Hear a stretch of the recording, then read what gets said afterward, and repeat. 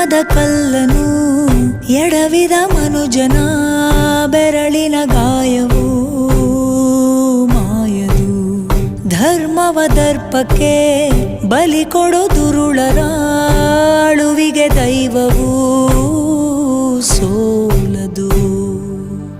ಅಪ್ಪಳಿಸಿಧರೆಯನ್ನೇ ನುಂಗೋ ಘೋರ ಸಿಡಿಲು ಬಿಕ್ಕಳಿಸುತ್ತಾ ಭೂಮಿ ತಾಯ ಮಡಿಲ ಕೇಳಿತೇನು.